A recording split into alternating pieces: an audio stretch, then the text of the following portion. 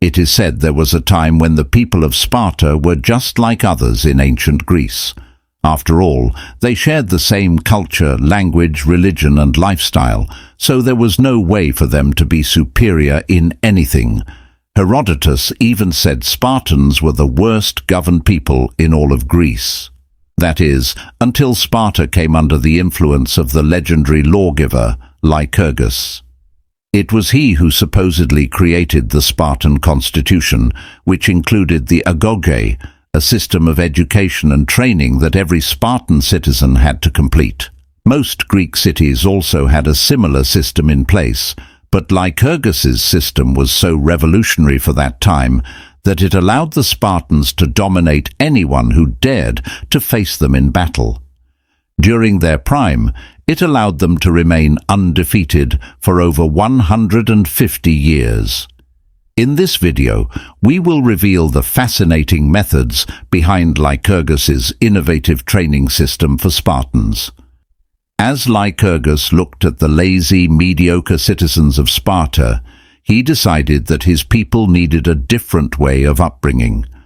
At the center of this idea was his belief that healthy, disciplined, able-bodied individuals are important for a successful and functioning society. So, his training system was to be extended to every young Spartan citizen, both male and female.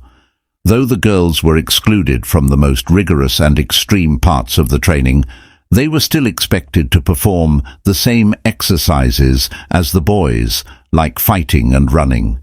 This was because it was believed that both parents had to be in peak condition to produce the best possible offspring.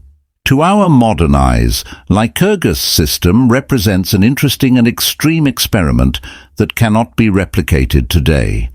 What would happen if an entire community was isolated from the rest of the world and brought up through constant discipline, physical exercise, and resistance to struggle, with these being held as the social norm and reason for existence for every individual? In theory, this would produce a perfect society of tough individuals with built-in qualities to show respect, endure life struggles, and always strive for perfection.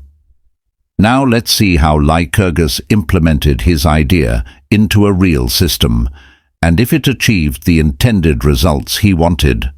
For the boys, the system was divided into 3 age categories: children, adolescents, and young adults. The first category was very similar in idea to a modern boarding school. Young Spartans would leave their families to learn about letters, music, poetry, singing, and sports. Other Greek cities had a similar system, but relied on private tutors to teach their children. The Spartan system, on the other hand, was more communal, in which one man was chosen to be in charge of the boys as their supervisor, or paidonomos. The highly important role of raising the next generation of Spartans was only open to those eligible for the highest offices. It was the supervisor's job to ensure young Spartans became loyal, resourceful, disciplined and accustomed to extensive physical activity. Most importantly, as the writer Plutarch states, the agoge was a school of obedience. The supervisor had the power to punish the boys as he saw fit, and always commanded a group of older boys with whips to enforce his punishments. To make sure the boys were never left unsupervised, any citizen could take on the supervisor's role and order the boys to do whatever seemed appropriate. Citizens were also allowed to punish the boys if they did anything wrong. For these reasons, the boys were accustomed to being respectful to everyone and only spoke when spoken to. They would walk around with a downward gaze so as not to provoke anyone. Instilling heavy discipline and respect was the first step of their training. While boys in other Greek cities were released into the world by their tutors when becoming teenagers, Spartan teenagers only entered the second stage of the agoge. Lycurgus recognized that during puberty, boys are most adventurous and troublesome. In keeping with his system, he enforced even more hardships and labor on the boys. They had only one cloak to stay warm and had to walk barefoot to strengthen their feet. Lycurgus believed that if their feet were properly toughened, the Spartans could run faster and jump higher than anyone wearing footwear. At this age, they were taught to fight with weapons and march collectively in complete silence, guided by the rhythm of music. These silent marches would be used as a psychological weapon in battle, as most armies lacked the discipline to achieve this, and it would be unsettling to witness such an emotionless and confident army. Interestingly, the Spartans also performed collective war dances known as perikios. These were repetitive compound movements in full arms and armor, strengthening countless muscles and improving overall balance and cohesion. Spartan training was not focused on extensive muscle growth. Instead, it aimed to improve speed, agility, and muscle memory. So the average Spartan body was not overly muscular, but nimble and lean, carrying just enough weight and muscle for optimal physical performance. Complementing this, Spartan youths were never fully satisfied and were always somewhat hungry. Xenophon explains it was to encourage them to steal. But if caught stealing, they received a beating not for the act itself, but for being caught doing it. This was part of their training to ensure resourcefulness and high resistance to hunger and pain.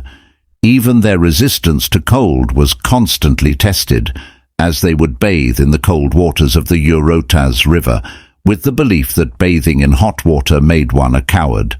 The recurring theme in Lycurgus's system of rationing, training, and clothing Spartan youths was to make them more self-controlled regarding their needs.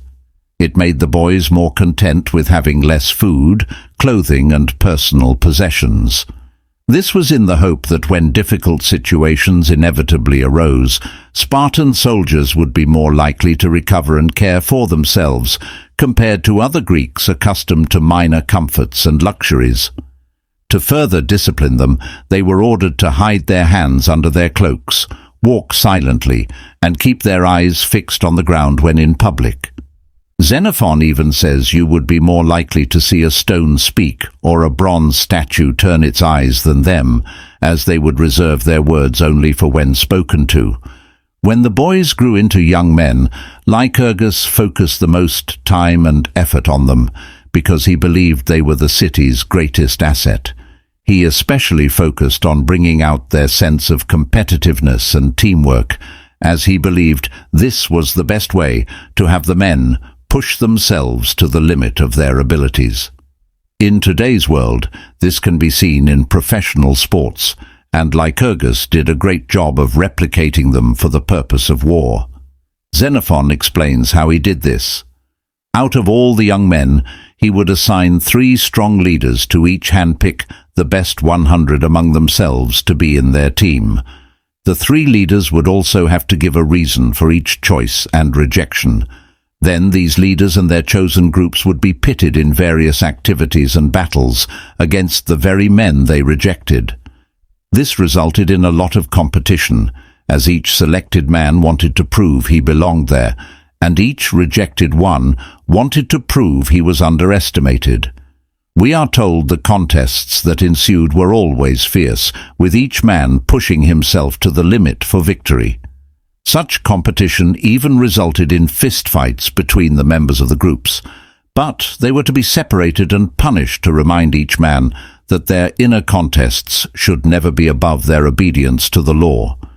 We can imagine that their contests would extend even onto the battlefield, where, although the groups stood side by side, each would strive to outperform the other and be the last to flee.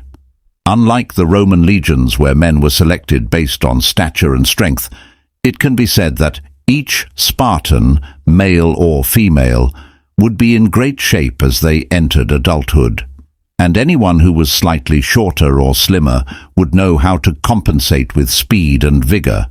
Lycurgus's system made sure that every citizen was a worthy recruit when the need arose.